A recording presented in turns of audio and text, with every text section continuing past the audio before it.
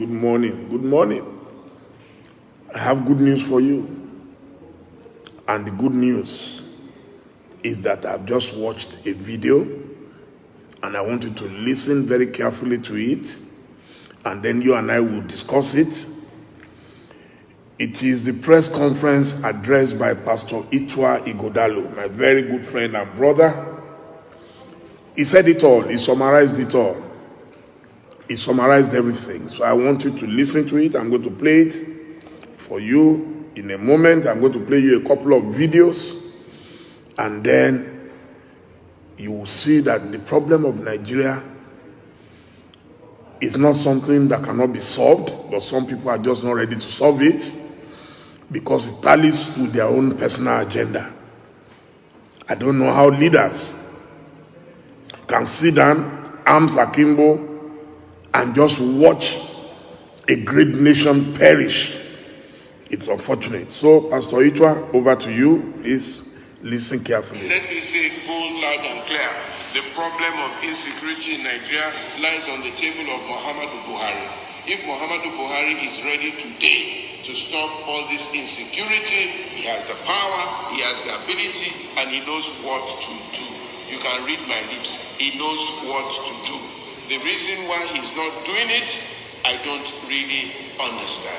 The reason why he's not showing enough energy and effort and direction and interest and concern in this, I really don't understand. For a person who was a general in the Nigerian army, he looks a little bit too complacent, a little bit too lackadaisical concerning this issue of insecurity.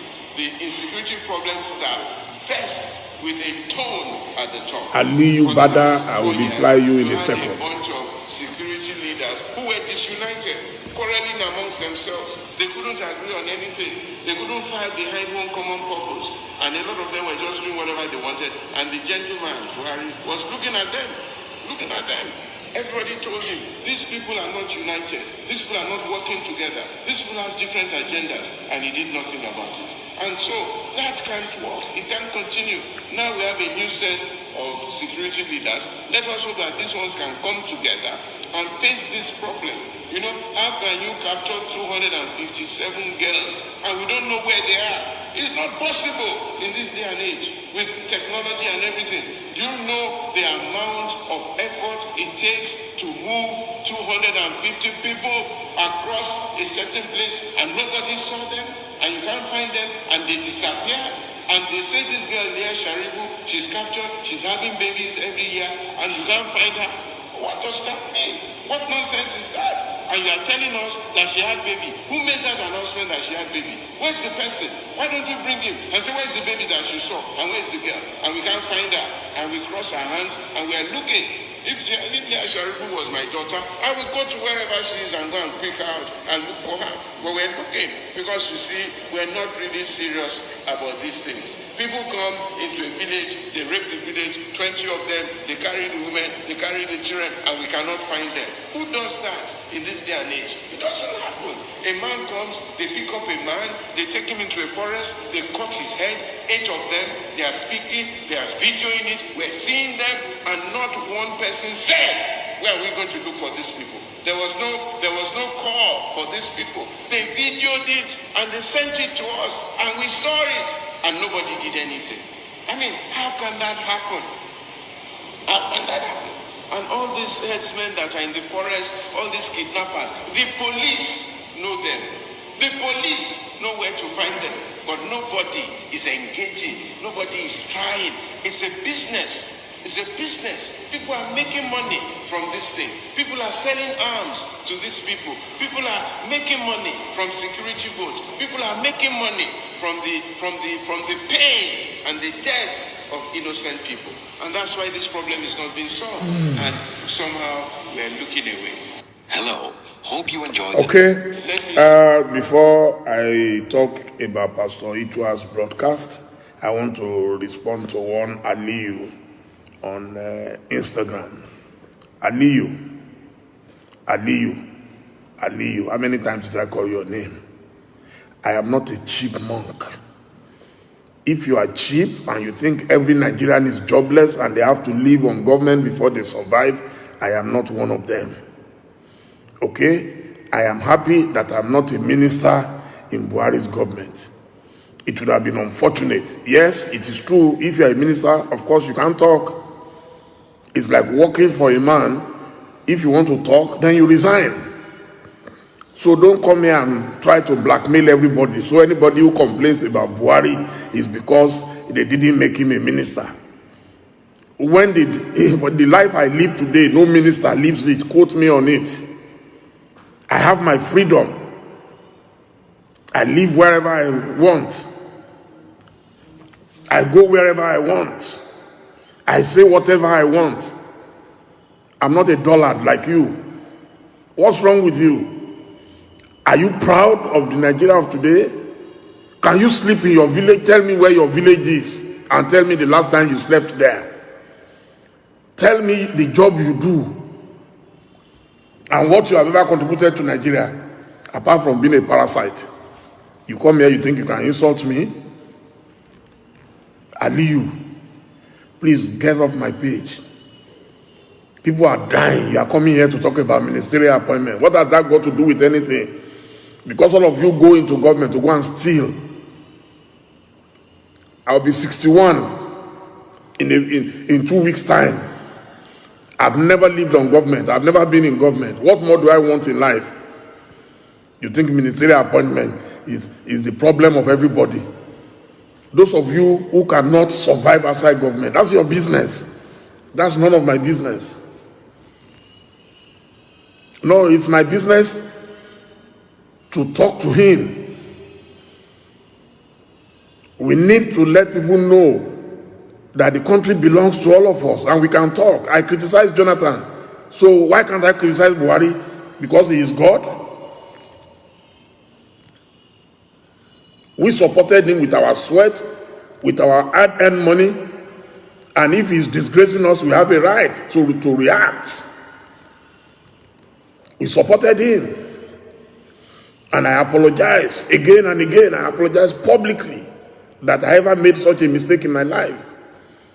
But we want our people in 2019 not to repeat the same mistake. People are dying. People are hungry. People are jobless. All you people do is because somebody is from your area, you have the same ethnic background, so nobody should talk to him, nobody should touch him because he's egg. Buhari is the president of Nigeria, but Buhari is a public servant. He does not own Nigeria. He does not own Nigeria. Nigerians pay him. They pay his hospital bills. They pay everything. Anybody who does not want to be talked about should not go to government. You can't employ a man and then the man you employ will say, no, you can't talk to him. You can't query him. Whatever he does is final. I wonder what's wrong with Nigerians.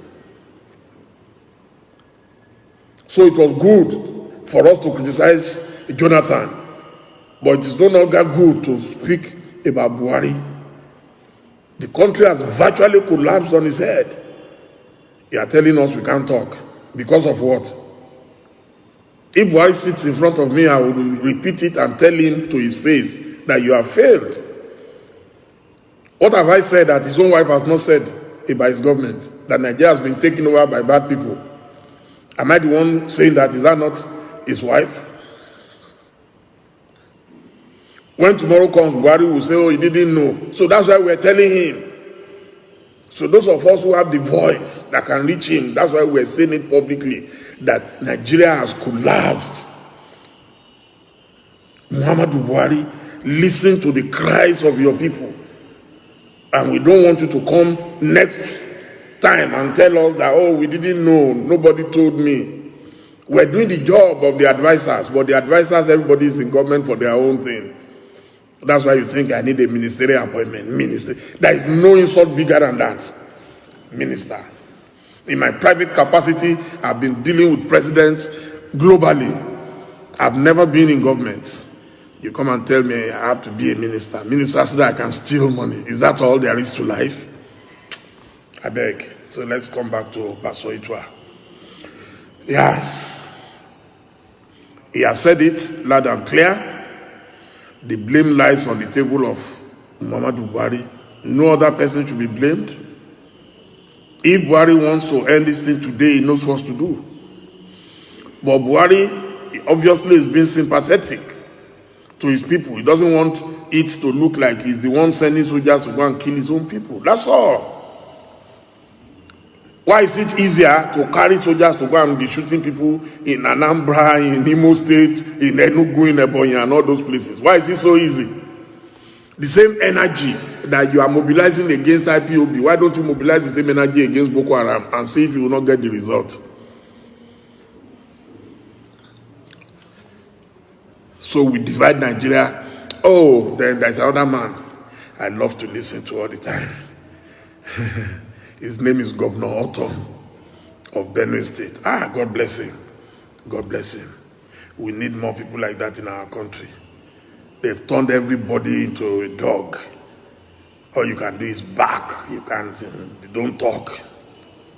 People must talk. Anybody who loves his country must talk. We're all Nigerians.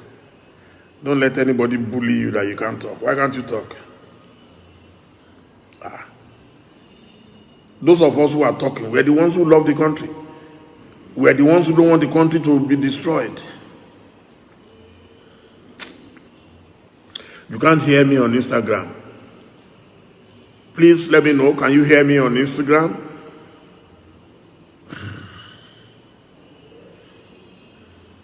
Oh yeah, you can hear me. Someone is heard about the Autumn. Yes, I want to play the video from Autumn. That guy should be a professor of Nigerian political history. Fantastic guy.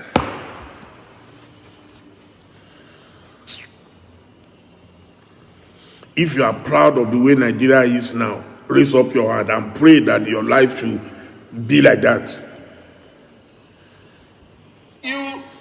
That it is not about all this noise in this country.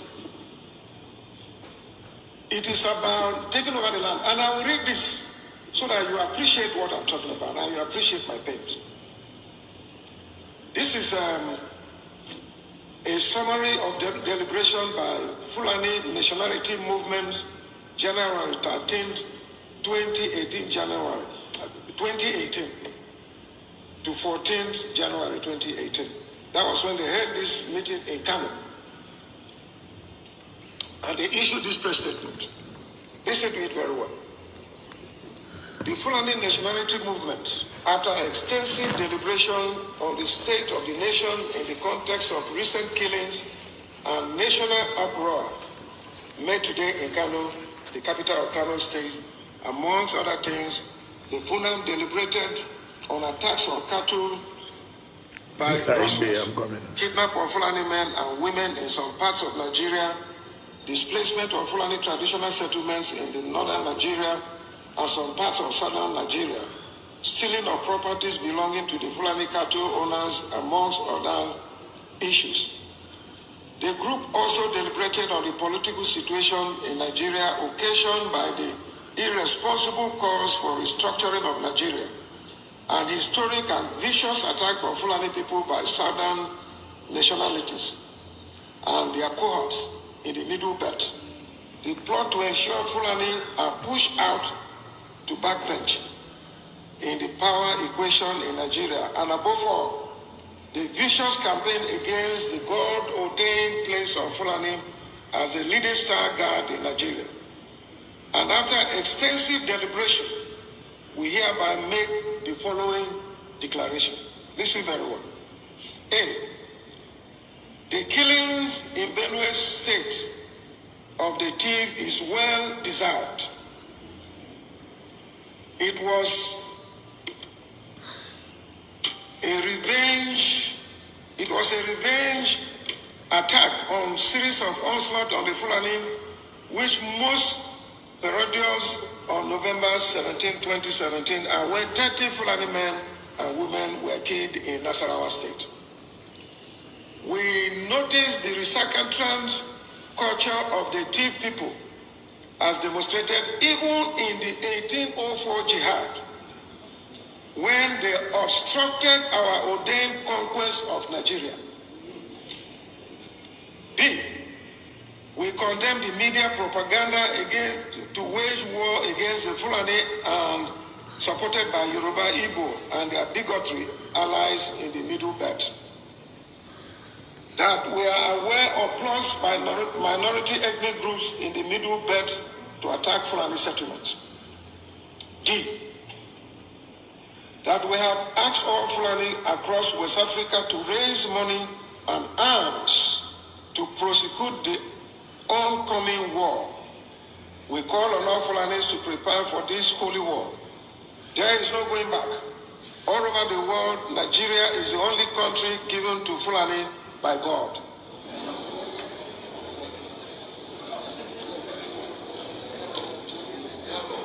Here's something. This was a press conference held in Kano. And this is a copy. It is before the media. It's on social media. E, we oppose anti-grazing laws which obstruct the ability of Fulani to move freely and stay anywhere in Nigeria. The Fulani, if not for the British, would have actually conquered the entire Nigeria which God has ordained as our dominion. That the cattle colony is the only solution to the crisis.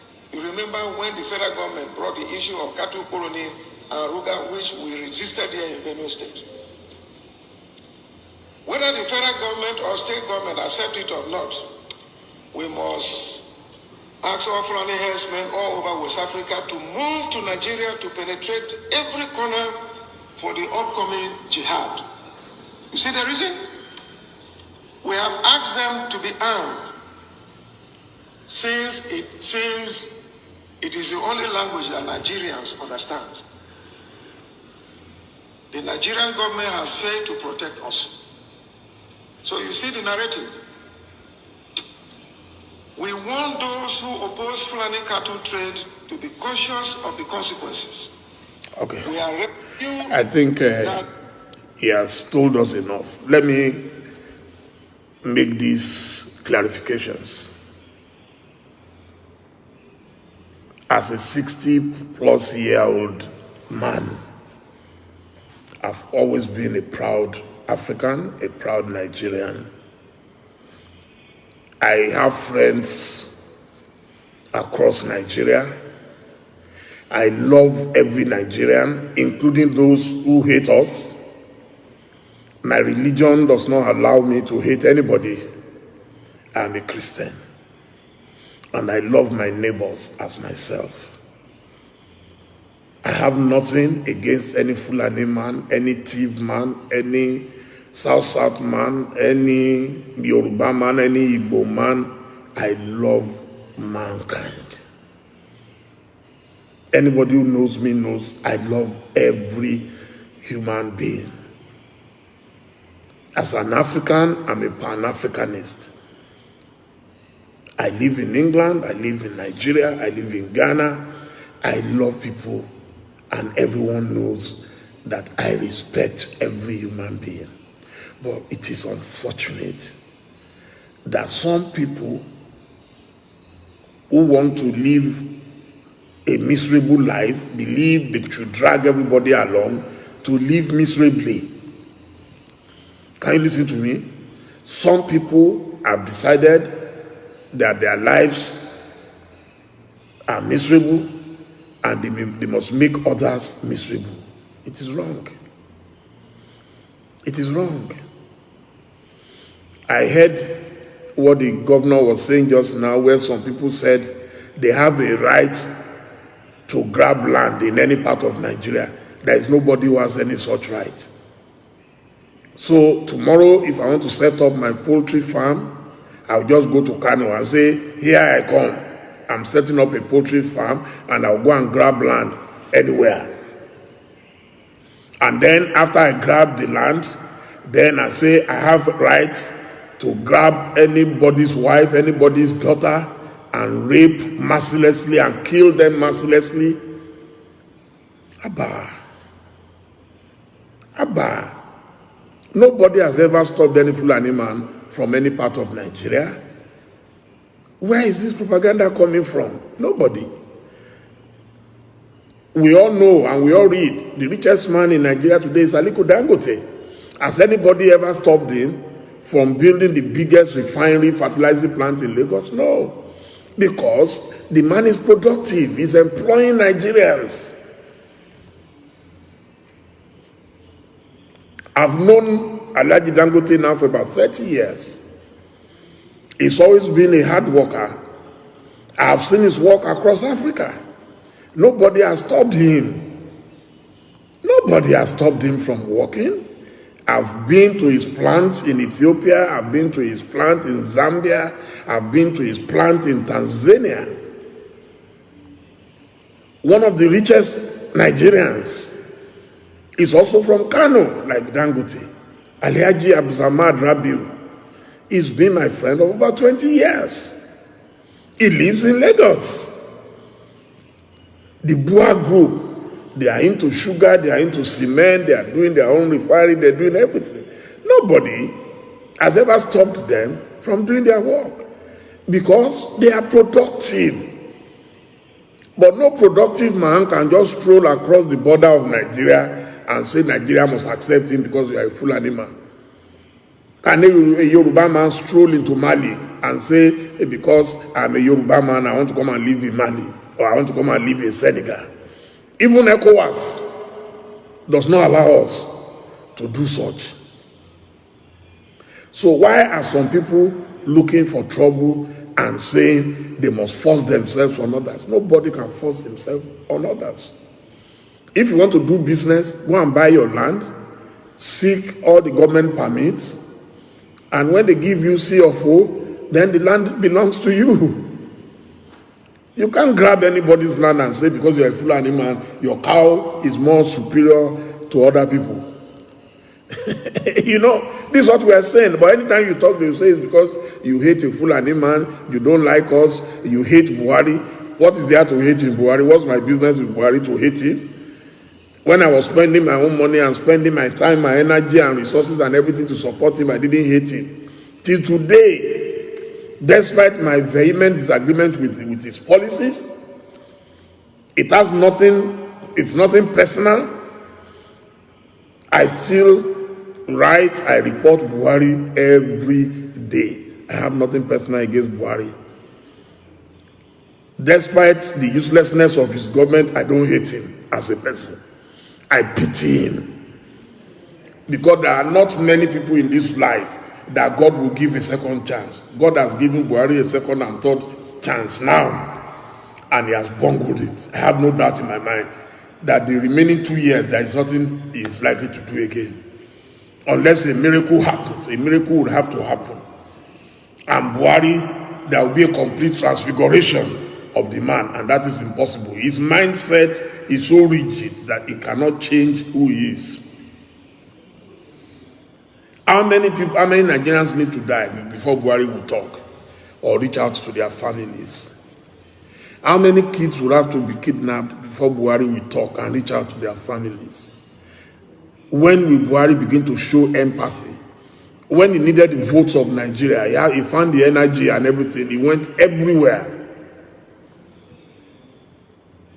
He went everywhere. I was shocked. Buhari went, even when people said he was collapsing and falling at campaign rallies, he kept campaigning. He never stopped campaigning. So why can't he campaign for the rejuvenation of Nigeria? Why can't he go all over Nigeria and reassure Nigerians that I'm with you in your hours of pain. I'm with you in your hours of triumph. Why can't he do so? Why is he happy? People coming to visit him every day. Buhari receives. We didn't vote for an emperor. We voted for a leader that we believe will lead Nigeria in peacetime and in wartime. He went everywhere to campaign. I remember he would do like this everywhere. So where is that power? This is supposed to be a sign of power, of strength. Where is that power?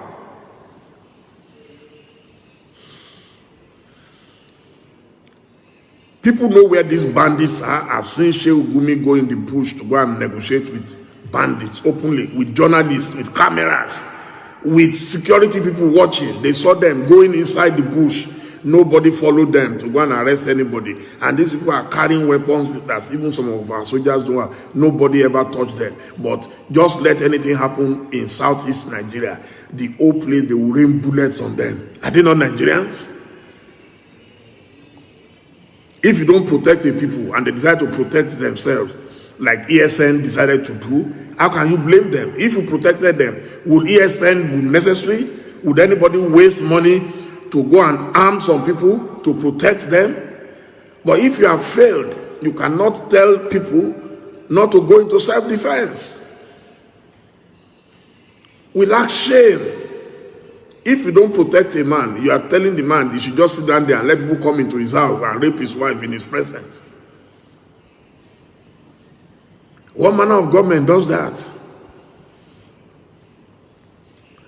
No, yes, I agree with you, Prince Mike. I agree with you that Buhari is not likely to change. I don't see him changing unless a miracle happens, unless the foreign powers, because it seems our leaders, the only people they listen to, the day the foreign powers decide that they are interested in Nigeria, you will see that a lot of things will begin to happen.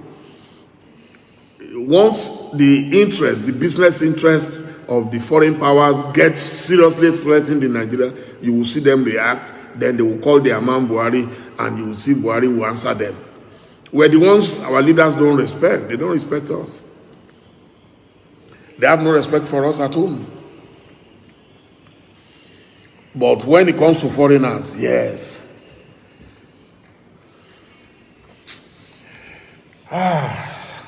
So this is nothing personal. I have nothing against any Fulani. Anybody who knows me knows I have some fantastic Fulani friends, very well educated, very productive human beings. But if Fulanis now decide that they want to reduce everything to cows, then that would be unfortunate. And the Fulani elites have refused to talk. They need to speak more. There are a few people talking, but they need to speak more. They need to reach out to their people. They need to go and educate the Almajiris. There are too many Almajiris in the north. They are poor. They are hopeless. They are helpless. Nobody to give them hope. Nobody to help them. And you expect they will not take arms? It's a miracle that it even took this long for them to react. So sometimes when we talk about banditry and all, if you see the sort of indignity that these kids suffer, the pain in their eyes as you drive through the streets of Kano, you'll be shocked that this did not even start much earlier. Unfortunately, the same people are going to rise up tomorrow and say they want to contest for election. And the same poor, hungry people will vote for them because they are from my area, like the Aliyu man who was talking rubbish on my page just now. The only reason he will not listen to Dele Momodu is because Dele Momodu is not a Fulani or Hausa man like himself, so I have no right to talk. Unfortunately, we have been talking for a long time. I started talking as a pioneer jambite at the then University of Ife. I entered Ife in 1978. I don't know where you were then, so go and check the records. We spoke. We spoke when Babangida was there. We spoke when Buhari was there. We spoke when Abacha was there. It is our right to speak, and we shall continue to talk. I have not carried any arms. If you cannot touch those who carry AK-47, and you are interested in those who are talking and speaking the truth to power, then it's your headache. That has nothing to do with me.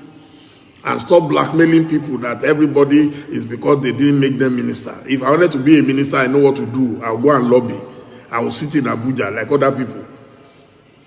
If I don't get that, I'll beg for something else. But I'm not jobless. I have a good job. Okay?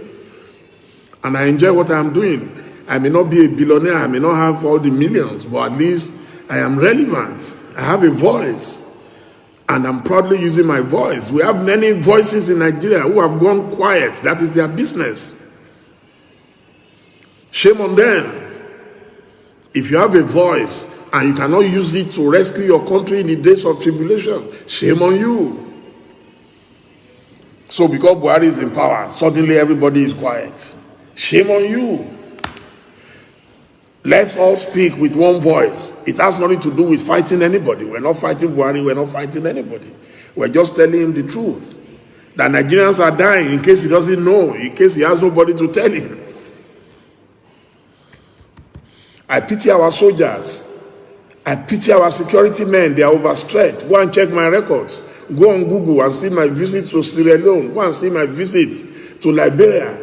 Our soldiers were among the best. So what happened to them? That they are being killed like insects and nobody cares.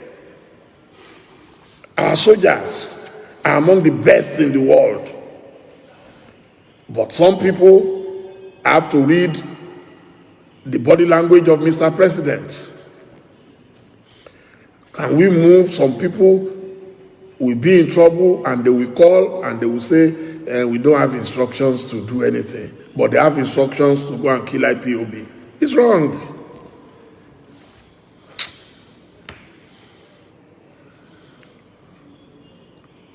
The job of a president is to govern everybody equally. Every soul in Nigeria is important. Whether you are Igbo, you are Yoruba, you are Hausa, you are Fulani, every Nigerian is important. And let me assure you, history has taught me that no country can live perpetually in stupidity. History has taught me that no leader can live forever, whether you like it or not. In 1998, I woke up in London. I was in exile. I woke up and people started calling me. They said Abacha died. I said, it's not possible. How can Abacha die? Then Chief Olusegun Oshoba called me and said, Dele, have you heard? I said, Chief, don't join them in this rumor, sir. Abacha cannot die. Abacha was gone. He was gone. The day before, his word was law. Nobody could challenge him. And that's why I always tell my friends who are in power, don't behave as if there is no tomorrow. Don't behave as if there is no tomorrow. Why don't you do what is right today for the sake of your children? Abacha is gone, but the children are here. Very fine children he left behind. I know a few of them, one-on-one. Gumsu, Zainab, Rekia, Mohammed. You know, these are very fine people. So if people remember that my children are going to be left behind, won't you try and do the right things? How can any leader not talk to people? Thousands of people have died. And all we see is my friend Shehu Gaba Shehu will come out and address the people. We didn't vote for him. We voted for a president.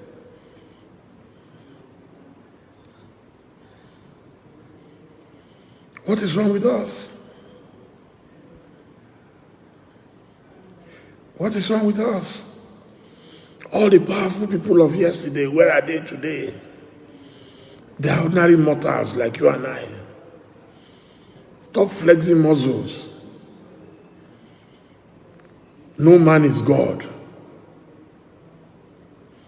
Only God is God.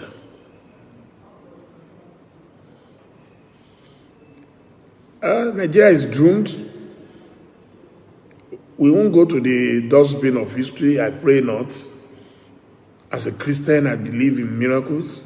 I've told my friend Omoyele Sowore, he believes in revolution. I believe in a miracle. I believe a miracle can happen. We've seen it happen before in Nigeria. When we think we've reached the dead end, something will happen that will alter our drive towards perfidy, our drive towards Golgotha, our drive towards perdition.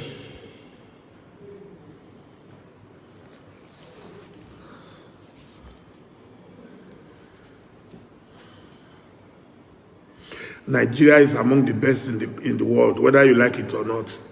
I'm not going to argue with you, Kaka. That's my opinion. I've traveled to over 60 countries and territories in the world, on 5 continents. There is nowhere I've been that Nigerians are not doing great, except in Nigeria, where nothing is done on merit. It's about who you know, not what you know. Nigerians are great everywhere. I've been at universities in Harvard, in Oxford, in Chicago, everywhere. I've met Nigerians doing great things. Some of the greatest scholars on earth are Nigerians. One of the people who designed the Pfizer vaccine, okay, is a Nigerian, is an Igbo man. Okay? I've met Professor Philip Emegwali one-on-one personally. I hosted him in my house in London. We both got awards alongside our brother, Mr. Cosmos Maduka of Kostaris. 3 of us were given, the Eagle Award in London, same day, nearly 20 years ago. So, I know what I'm talking about. Nigerians are great. Remove our leaders. So, our leaders cannot define us. We should define our leadership. This is my church today. Church is where you can reach out to fellow human beings. Okay? This is my church today, and I'm preaching to you from my church in my house.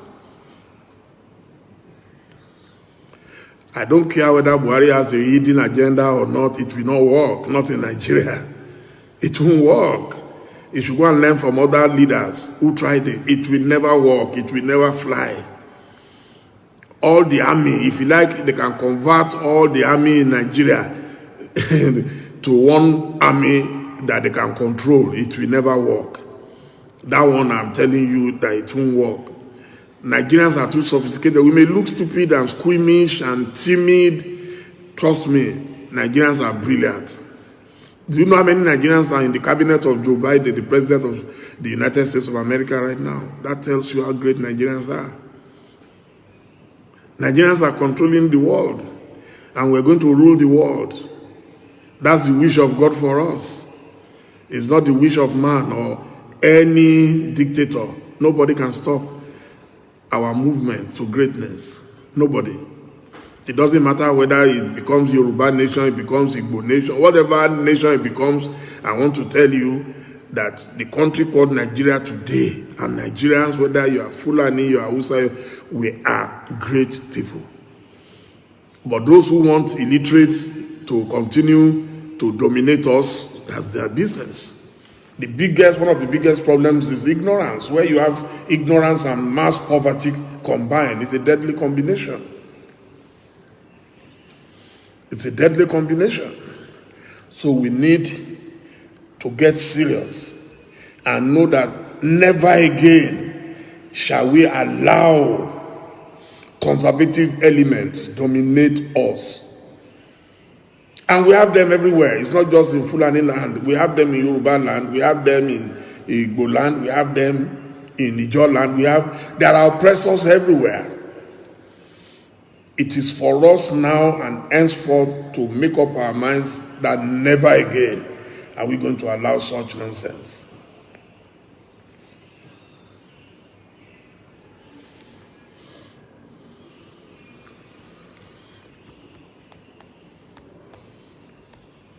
Jennifer, all this one I'm talking is gist. Well, you are free to talk whatever you like. If you consider this gist, you want to protest so that you can follow me. Why can't you lead the protest? Do you know since when I've been protesting? Before you were born, I've been protesting. Okay? There is no form of protest bigger than this. You will not have seen me one-on-one if not for this platform now. So if you want to protest, please feel free to protest. Jennifer Poch 1. Okay? Feel free. Other young people will join you.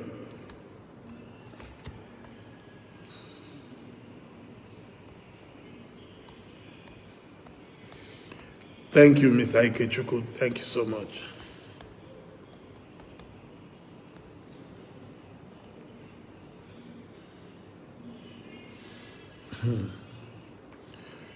Well, the decision of God is the decision of God. Whether Nigeria works again or not, so I leave that to Nigerians and to God. Olayinka Agbola, Our mumu, I don't think we're mumu. Something must, you see, my sister, I have a sister-in-law. We call her Sister T. Very, very intelligent, very brilliant. She said something to me, I think last week. She said, look, God deliberately brought Buhari to do something. Nobody will believe it. Without Buhari, Nigerians will not be as aware as they are today. We'll still be managing and thinking, no, it's not true. You know, there are people, if you talk to them, oh, no, it's not true. Oh, there is no agenda. There is no agenda. We've been talking about this agenda since the time of MK Abiola. A man won presidential election, fair and square, and they aborted it. And people say, no, it has nothing to do with agenda. It's a military. Who are the people controlling the military? It's been there. We saw it, but we ignored it. We were too laid back. And the same Nigerians, the biggest sufferers, they are the ones who will give the biggest excuses. No, it's not true. No, you people say, your conspiracy theory is too much. Buhari did not hide his own agenda. When you complain today that everybody is in his government is full and tomorrow you will make appointment again and further provoke the country. When you complain, it's like the more you complain, the more he gets angry. Tomorrow he will still repeat the same thing. I have never seen such a thing in my life. You have two major agencies in transport, the MPA and the MASA. You keep your people in MPA, you remove the South man, the Kuku Peter side, you remove him from the MASA and you replace him with one of your people. I'm not saying the person you replaced is not qualified. I'm not saying the person is not brilliant. But what I'm saying is that in the name of fairness and equity, so wouldn't you think that you will at least share it 1-1? Okay? Share it. Keep our sister Adiza and leave our brother, so that at least people will feel a sense of belonging. No. They will say it doesn't matter. You don't care. It is good. So when people react, they don't complain, because people are definitely going to react.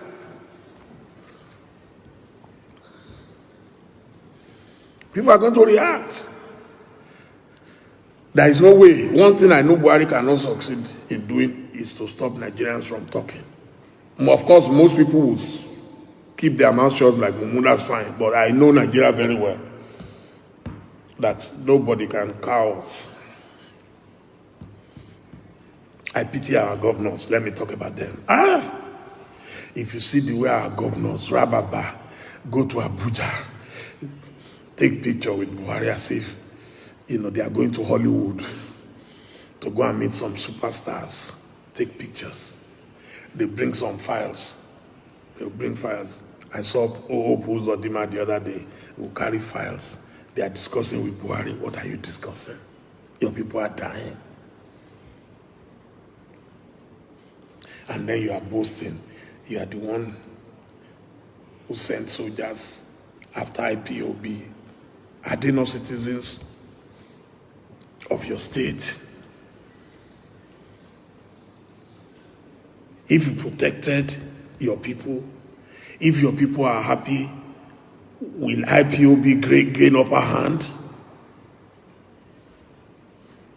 IPOB is relevant because majority of the people are angry. They are unhappy. They can see lack of performance. They can see lack of progress. Anybody who knows the Igbo people will know they are amongst the most brilliant. I always call them the Japanese, the Chinese, the Indians, the Koreans lumped into one. That is the Igbo nation for you. Any serious president would have turned Igbo land into Silicon Valley. But Because you have this mortal fear of the Igbo man, you have this hatred for the Igbo man, as if they are not nice. And they say they want to go, you say they can't go. If a wife is tired of the husband, or the husband is tired of the wife, then go your separate ways. But you can't say you don't like me and say you must, by force, you still want me to stay with you. You must choose one. You must choose one. The Igbo man cannot aspire to be president, but he can aspire to be your houseboy. No. And they say, no, we are tired. We can no longer do this. And then you say they can't go. Let them go. And then if you want a country of your own where nobody can challenge you, then form a Fulani nation. Nobody will stop it. You have the power, you have the military, you have everything already. You control the central bank, you can pack everything and take. Nobody will go against it. We are not going, if the Fulani say they are going to there, I'm sure most Nigerians will support it. Nobody is going to stop it. So why are the Fulanis then saying others cannot go? So the solution is, if you don't want people to leave Nigeria, then treat them like Nigerians. Treat them like Nigerians. Treat them with love. Cuddle them with affection. You want your child, your baby not to cry. You must hug the baby. You must dance with the baby. You must give your baby lollipop. It's easy. It should be easy for anybody to live together in peace or to disintegrate in pieces. It should be very easy. There are two options. There is nothing to speak against Ruga. Ruga, it can't work. You can't grab land everywhere and say because you must feed cows. Yes, the day you can allow me to build my own empire anywhere of my choice in West Africa, I can just stroll across and go across the border to Chad, to Niger, and go and grab land there. Oh, then that will be fine. Under what law would I allow somebody to come into my farmland? I've planted my corn, I've planted my yam, I've planted everything, and then somebody comes and then you with your cows. I was in Akure last weekend, I couldn't believe it. I said, so after all the noise that Governor Akeredolu made against this thing, they ignored him. I saw cows on the streets of Akure. I saw cows in a local government place somewhere there. I was showing, if I asked one of our staff, Innovation Television, to take the picture. Cows inside Akure. Tell me if you are, and a lot of them go to London or Dubai. And so you can't tell me that Islam allows it, because Islam does not promote nonsense. I know my Islam well. My grandparents were Muslims while my parents were Christians. So I belong to both religions. Imagine going to Dubai and as you come out of the airport, you see cows on the streets. Is it possible? Or you go to Saudi Arabia for Umrah or for anything. You go to Saudi Arabia and then you see cows on the streets. So where did we get our own backwardness from? Cows everywhere. And you say they must condone it. If you want to do it, there is no problem. Create a cow colony in Fulani land. Nobody will fight you. You want Sharia law? No problem. You want to cut off hands of anybody who sins? Why not? It's your own hand. Cut it. But you can't say a Christian should live under your law. It's not possible. Because Christians are not going to force you to live under theirs. So, what is the problem? Oh, you want cows everywhere. Why not? I have no problem with it. As long as it's in your own land, in your own territory, that's fine. But don't come to my house and come and destroy my house and I say I have no right to talk. Some Nigerians now are living in Benin Republic. Are we not shameless? People in Ogun State have been displaced from their own land. Now they are running to go and live in parts of Benin Republic.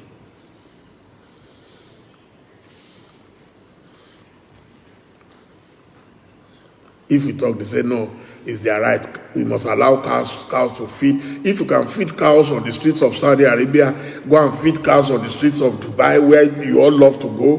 Go and feed cows anywhere. Even in Senegal, I have not seen cows on the street. And I've been there many times, so maybe they will be in some villages, but I've never seen them. I've met the president of Senegal. I have good friends in Senegal. I've never seen cows near their airport. It has never happened. I live in Ghana. I've never seen cows on the streets of Ghana. It's not possible. You drive on the streets of Accra and you suddenly see cows on the street. It's not possible. Where did you get this culture from? And why is Buhari condoning it? Would Buhari go carry his own cows to go on the streets? So why are you allowing some people, if they say that's how they've been doing it for 1,000 years, so must we continue to do the same madness for another 1,000 years?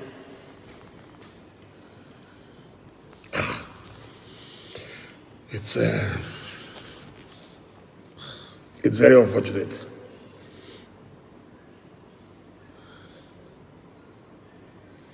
Somebody said some retired people are the owners of the car. It doesn't matter who owns the car. I don't care whether they are owned by Nigerian Yoruba generals or you see people carry too many rumors, which mention the Yoruba generals who own them, and we call them out. We call them out.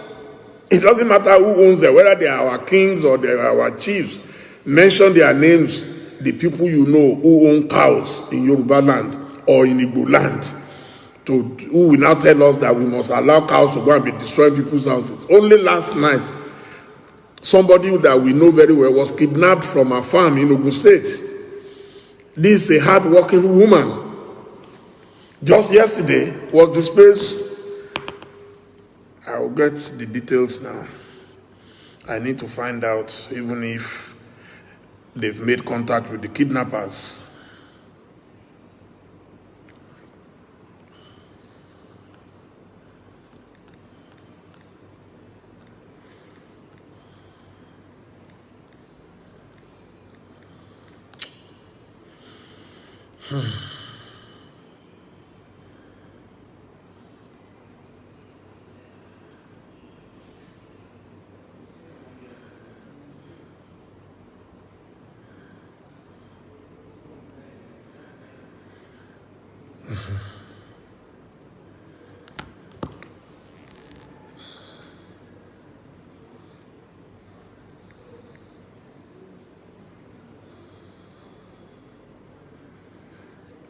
Yeah. Madam Roslyn Afago Edusi, 55 years old, was kidnapped around 6 p.m. this evening from her farm by 8 armed Fulani herdsmen. She, with a male business partner, Mr. Chinedu, were weeks away. Yeah. And this was in Crispin Farms and Agro Limited of Adawode Road, Owode, Ogun State. Please tell me, what kind of country is that?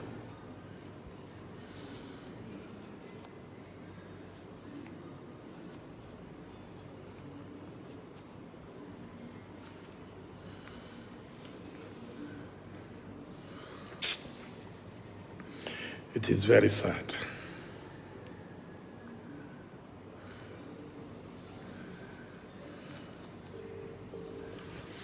Very, very sad.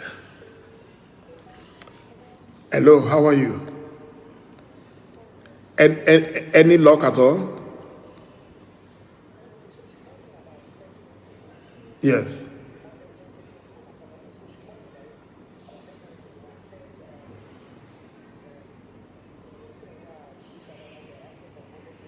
$100 million.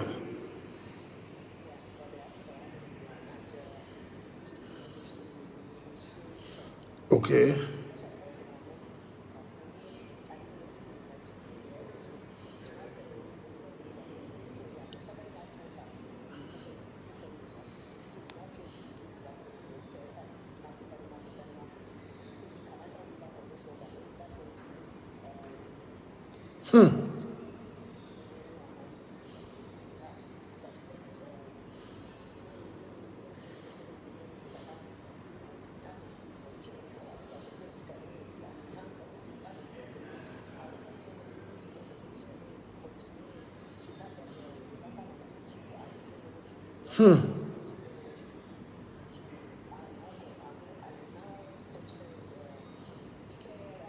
Yes.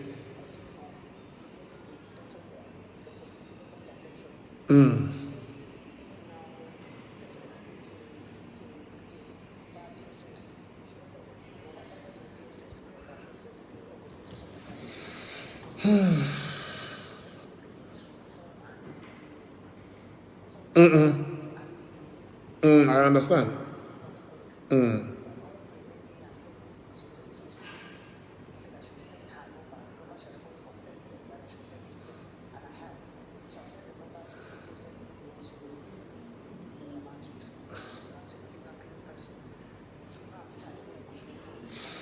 Okay. Okay. Okay. I'm live now. I will talk to you after. I will talk to you after. Okay. Thank you. Yeah.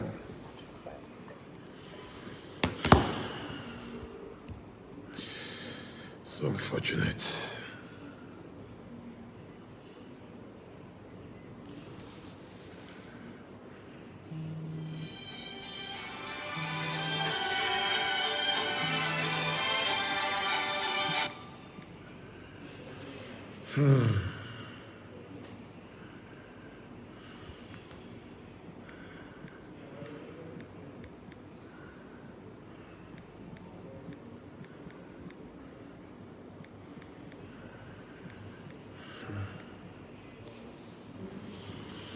It's unfortunate.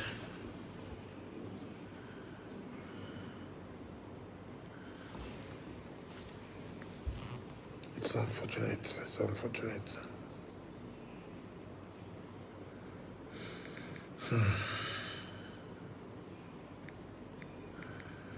So, I think that will be the end of my sermon this morning.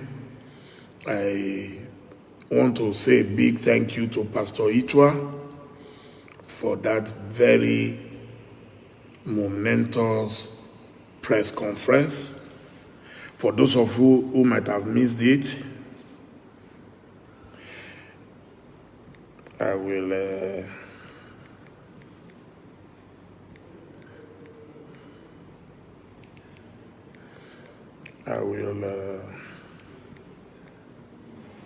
play the tape again so that you can properly digest the message. And properly digest the message.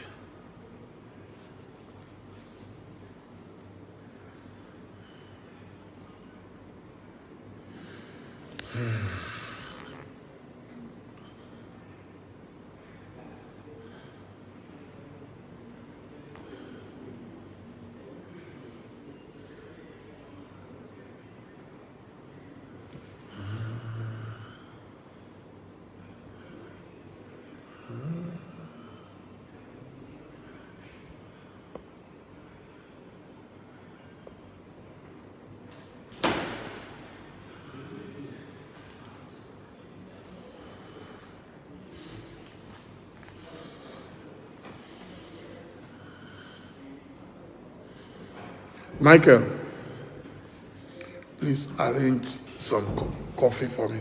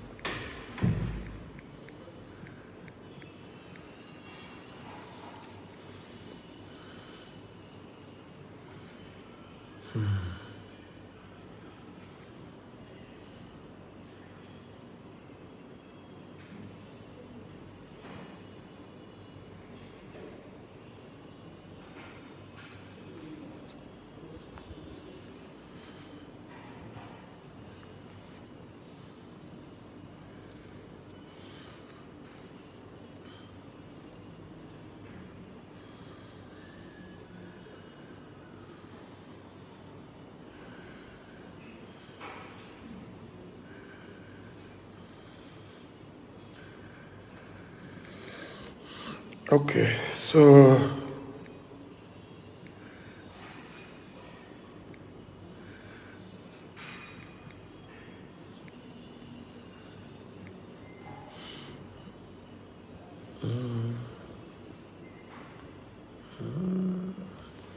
Okay, let's listen now to Pastor Itua, please.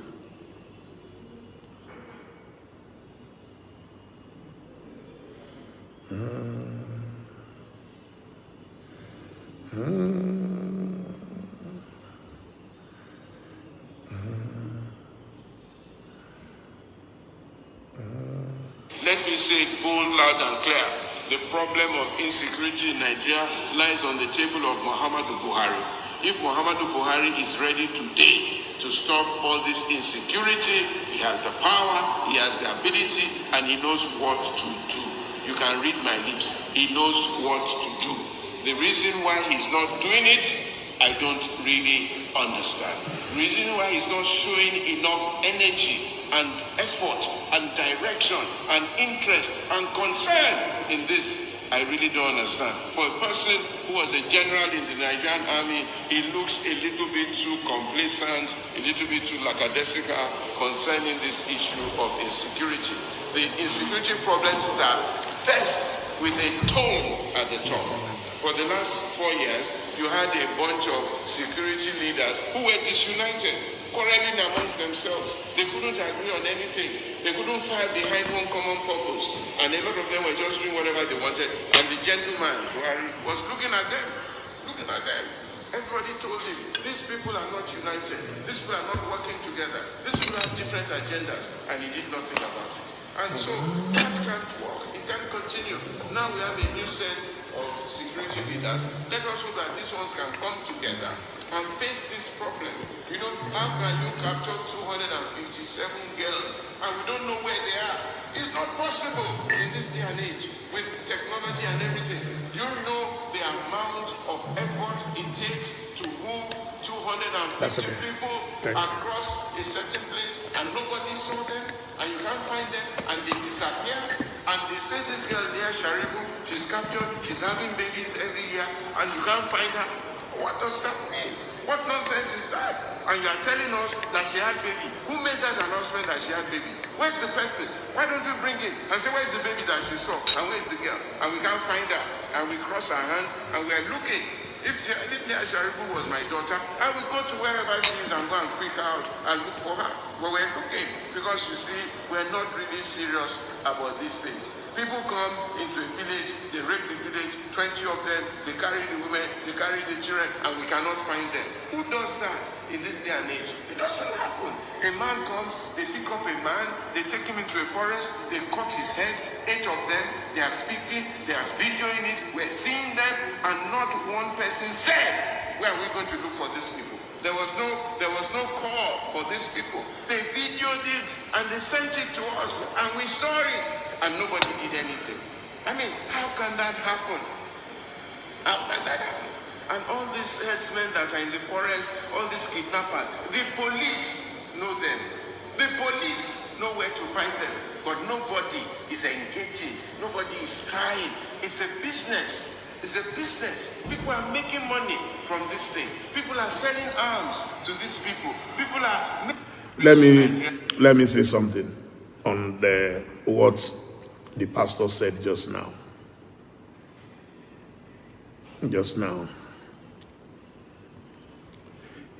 To steal 300 people,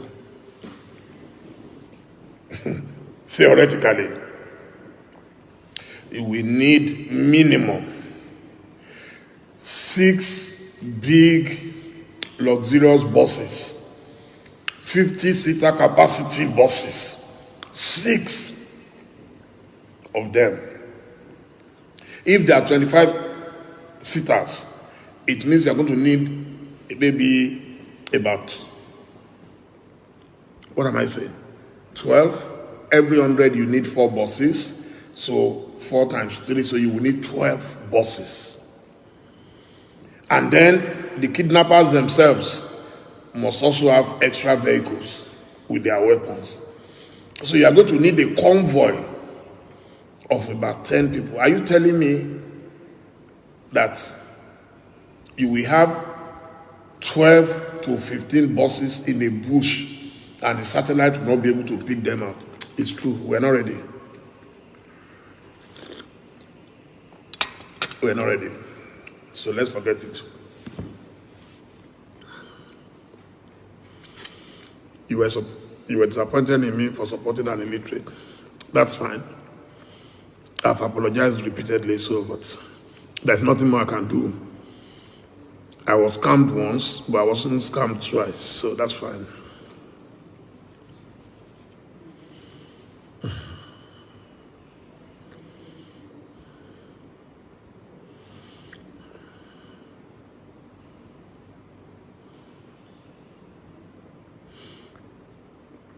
Even the UN is not even concerned. I don't know why everybody is quiet. One person dies elsewhere, it will be all over CNN. People are dying. I think maybe because they can see that our government is not bothered, so nobody is bothered. Mr. Gbenga Adenuga, how are you?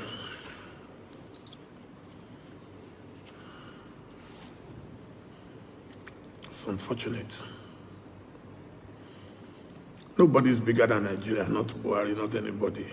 But if your leaders treat him like he's their God, so I won't blame him if he acts like their God.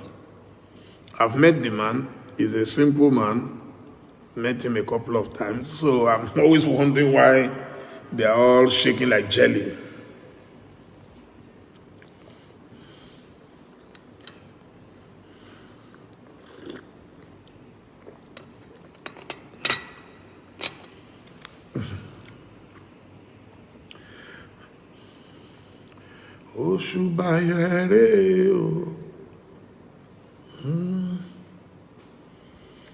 Yes, so Benga, we must live together in peace or disintegrate into pieces. Those are the two options left. Oh, your wedding is next month in Akure. The logistics of going to Akure now, it's not easy. But if you send me a DM, which I see, bingo. I love May 1 yesterday. It was very good. You did very well. I love the costume, the white. It was very nice. I watched it several times. It's true. Go to Qatar, go to Dubai, go to Malaysia. You won't find cows anywhere except Nigeria. And they are saying we must live with it, that we have no choice. And the governors must accept, and the governors too are keeping quiet.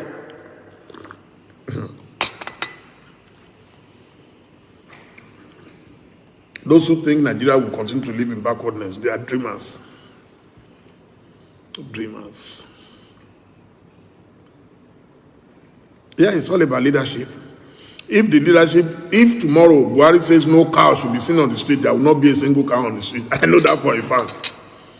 Have you not noticed that most times when Buhari travels abroad, there is calm at home? God, they know there will be nobody to protect the nonsense they do, so everybody keeps calm. And Oshibajo is able to do his job very well. Very meticulous man, very technical. No human being is perfect, but you can see that he doesn't get himself distracted. He doesn't get himself into all those politics of cows, So, but I don't know.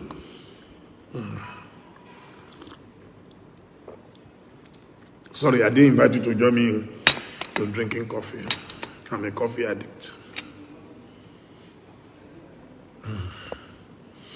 My friends on Facebook, if I tell you how much I love you, you won't believe it.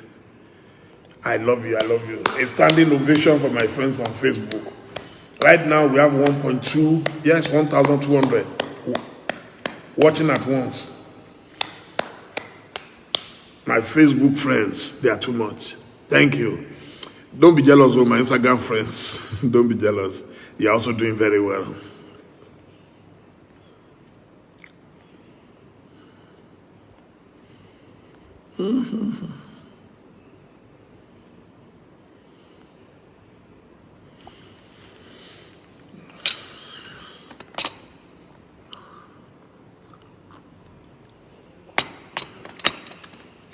Okafor.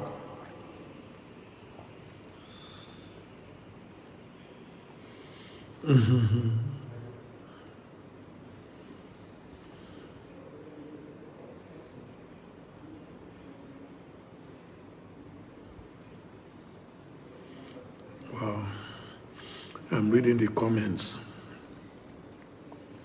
My friends on Facebook are so consistent. They are so patient.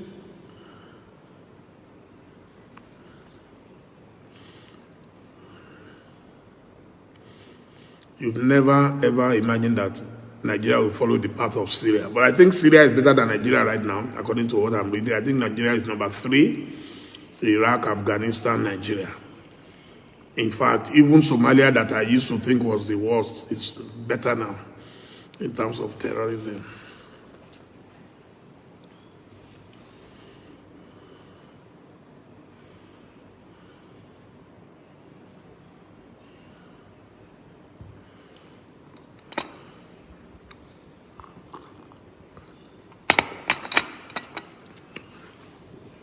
Mr. Kanayo Bayi, how are you? Dr. Baba, my friend from Kano, where are you? So when people say, oh, we hate Fulani people, I have friends everywhere. Dr. Baba is one of my best friends in this life. We've never met one-on-one, yet he knows everything about my family. I know everything about his family. I relate to him. I reach out to his family. He reaches out to mine. So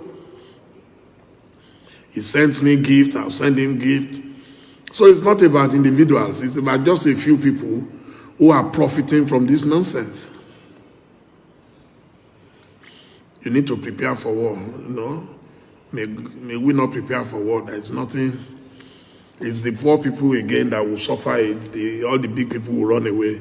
You know, they are bloody cowards. They will run away.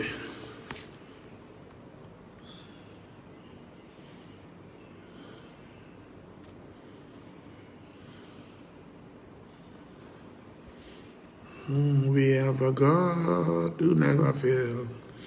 We have a God who never fails. We have a God who never fails. Who never fails. Jesus never fails forevermore. Amen.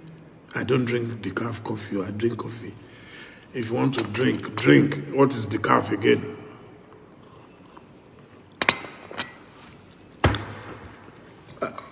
I drink our original, old reliable. I've been drinking this from primary school in Ilefe. Nescafe, still moonlit, more. That's how they used to advertise in those days. Nescafe Classic. Hey, I just advertised for them. They should come and pay me for advert. These people don't chop our money where we're Nestle, Cote d'Ivoire, imagine. So this is from Ivory Coast, Cote d'Ivoire.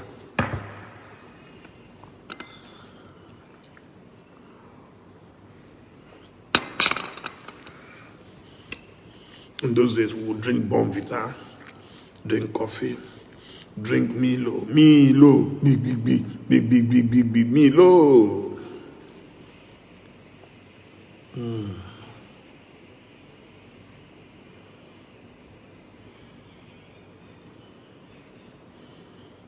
Oh yeah, Oshibajo is level-headed,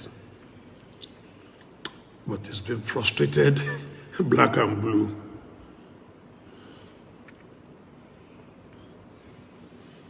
You live in Leeds. Wow. My third son graduated from Leeds University. Professor Wole Soyinka also schooled at Leeds University.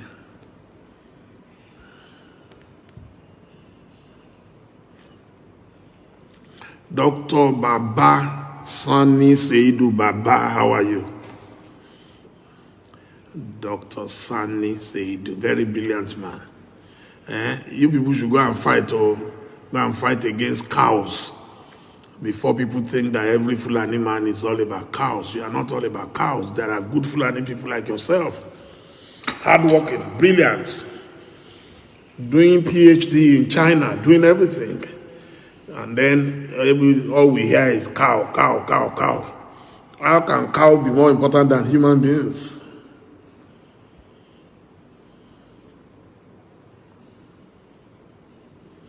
Oh, Sadalulu, you like Nescafe. It's very original. Excuse me, you know these days there are too many different coffees, over-processed. This one still has the original taste. Olúwa, ẹ tóbi o.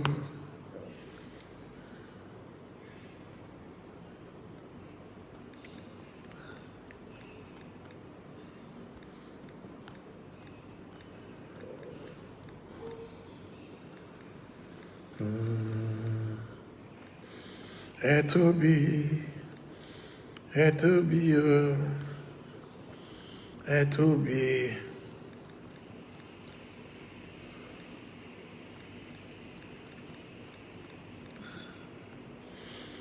Kò sẹ́ni tá lè fi ṣàkàwé rẹ̀ o. Ẹ tóbi. Kò mà sẹ́ni tá lè fi ṣàkàwé rẹ̀ o. Ẹ tóbi Olúwa o. Ta la bá fi ọ́ wé, ta ló lè bá ọ dọ́gba o. Ọlọ́run tó yọ Ọlọ́run lọ, ta la bá fi ọ́ wé o. Olúwa, Olúwa wa, orúkọ rẹ̀ ti níyì tó ní gbogbo ayé. Orúkọ rẹ̀ ti níyì tó, Jehovah, you are the most high. Jehovah, you are the most high. Ọba mi tó ń ṣe ohun tẹ́nìkan ò lè ṣe. Orúkọ rẹ̀ ti níyì tó. Ọba mi tó ń ṣe ohun tẹ́nìkan ò lè ṣe. Orúkọ rẹ̀ ti níyì tó. Olúwa, Olúwa, Olúwa wa. Orúkọ rẹ̀ ti níyì tó ní gbogbo ayé. Orúkọ rẹ̀ ti níyì tó.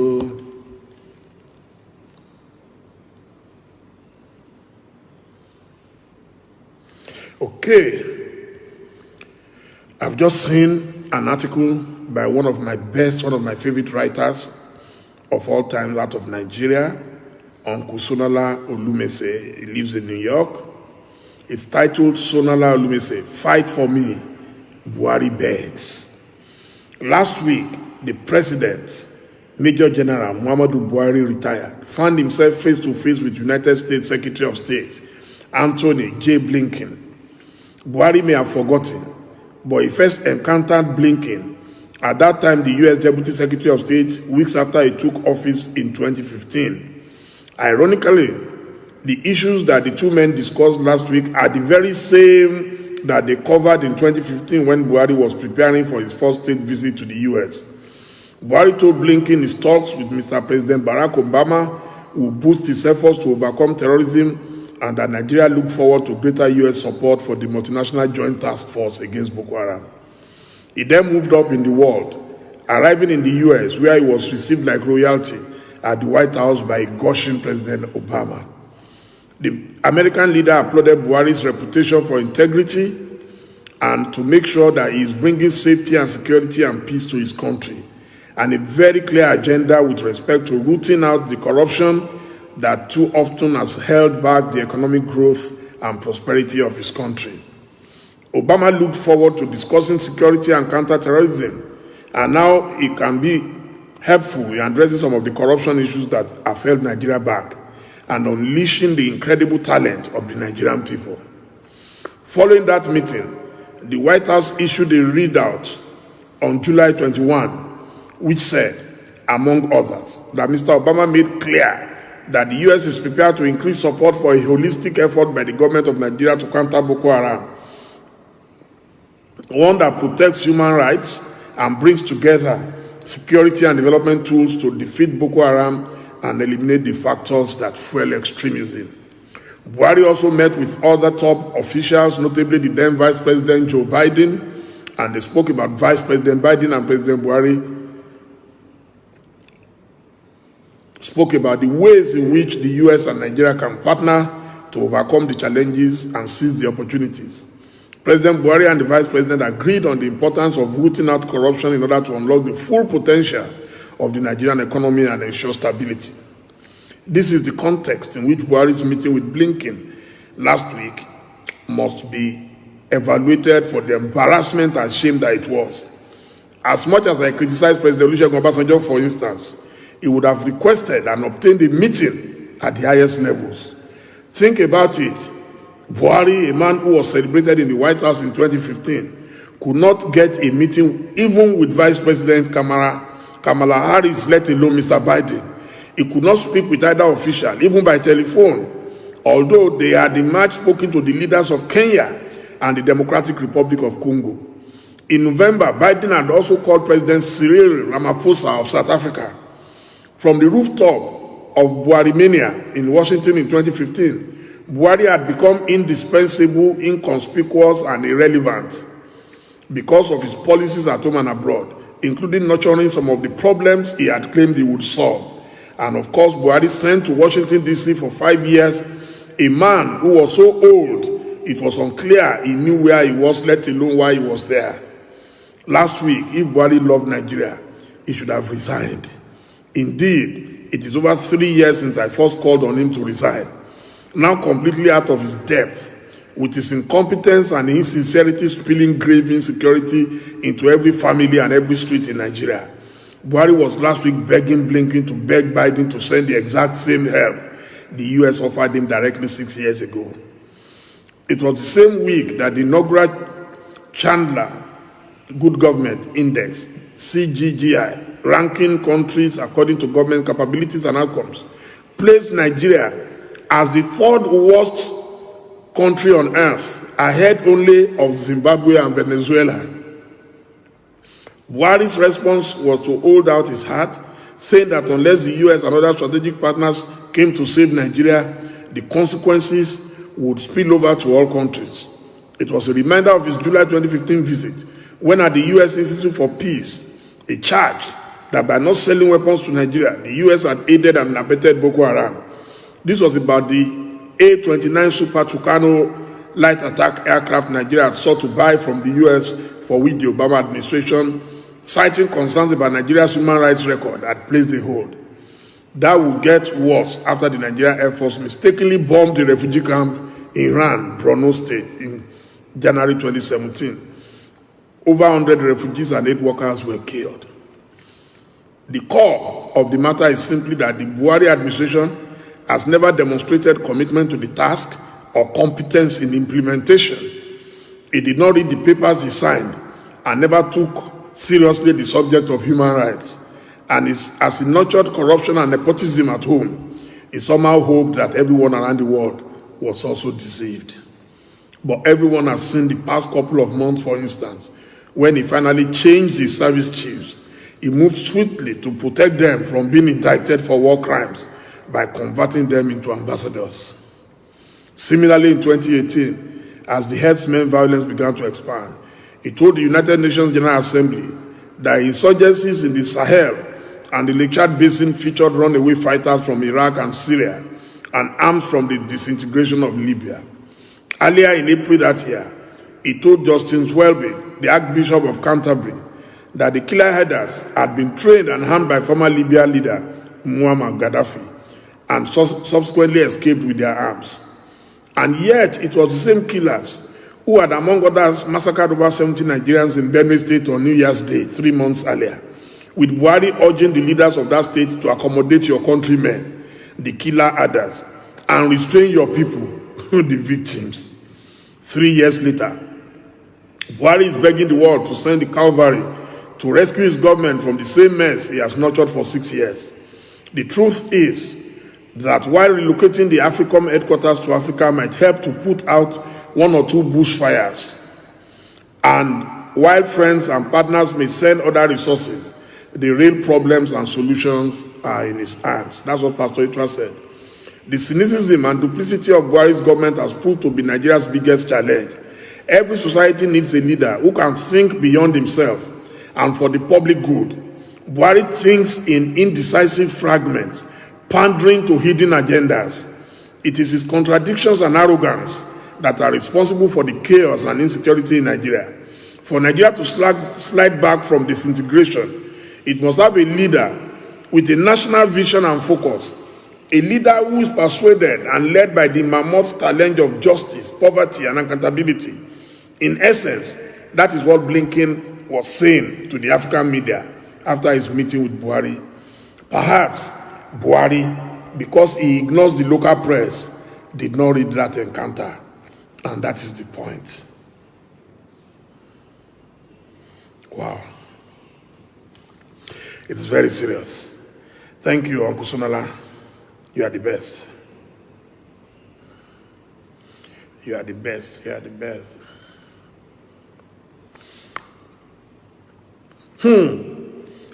Someone has just sent me what is titled the 419 quotes that tricked Nigerians in 2015. A serious government will fix power problems in 6 months. Babatunde Raji Fashola, November 12, 2014. Stone us, APC, if we do not perform after 2 years. Chief Tony Momo of blessed memory, April 3rd, 2016, The Guardian. The only way to have stable electricity is to vote out PDP. We seriously frown at President Goodluck Jonathan over the unceremonious removal of the group managing director of NNPC, Mr. Andrew Yakubu. It's time to restructure Nigeria. The present situation of things where all component units get monthly allocation from the federal government only makes the states lazy and unproductive. That's Nasiru El-Rufai in 2010. Jonathan should resign if he has no solution to the violence being unleashed on some parts of the country. Nasiru El-Rufai, 2012. The only solution to the present political uncertainty in the country is for the National Assembly to set machineries in motion for the impeachment of ailing President Umaru Musa Yar'Adua. That's Muhammad Buhari, March 10, 2010. Waste, let me give an instance. Presently, there are more than 6 aircraft in the presidential fleet. What do you call that? Billions of naira is budgeted every year for the maintenance of these aircraft, not to talk of operational costs and other expenses. Muhammadu Buhari, February 2015, they have not sold any of the aircraft, so they bought more. We intend to, for instance, to bring back our national carrier, the Nigerian Airways. We shall do this by bringing all the aircraft in the presidential fleet into the Nigerian Airways, and within a year increase the fleet to about 20. 6 years down the line, nothing has happened. Why do I need to embark on a foreign trip as a president with a huge crowd with public funds? Why do I need to go for a foreign medical trip if we cannot make our hospital functional? Muhammadu Buhari, February 2015, Nigerians in the UK. Give Nigerians a daily update on the health of President Umaru Yar'Adua to stem the growing rumors surrounding his state of health. Lai Mohammed, December 12, 2009, The Nation. Amechi is not only clean, but a tool to free Nigeria from the corruption imposed on us by those who hate our nation. October 24, 2009. The recent proscription of Boko Haram and Mansaru violates the Constitution. Lai Mohammed, 2013. So things are happening. Things are happening. Things are happening.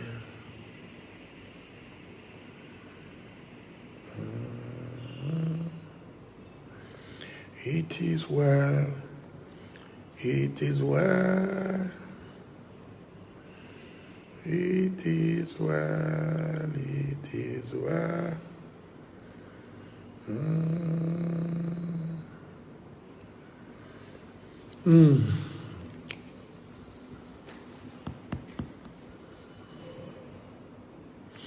So I should allow you to go and rest. Me too. I need to go and rest. Tired. Let me go and rest.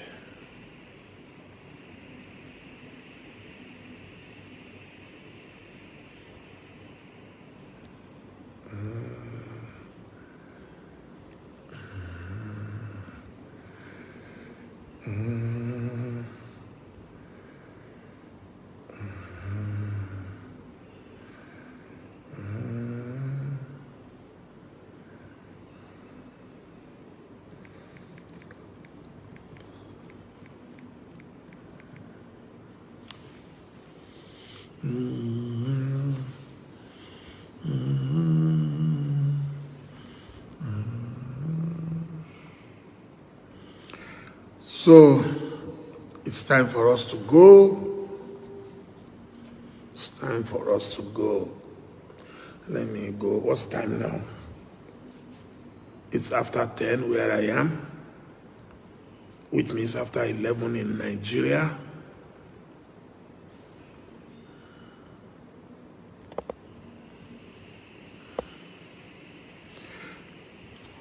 I thank you all for joining me at short notice. It's been most wonderful having this chat with you. I love you, I love you, I love you. And I know that when tomorrow comes, you will remember all our efforts and what we are doing. We're not doing it for anything. Nigeria has been good to us. We went to good schools. We had solid education. And no matter how little, we had our jobs. Today, that is no longer possible. To go to a good school is difficult. To get jobs, difficult. To sleep with your two eyes closed, very, very impossible. But we know that tough times don't last. But tough people must last. On this note, I say, have a beautiful Sunday and see you later. Bye-bye.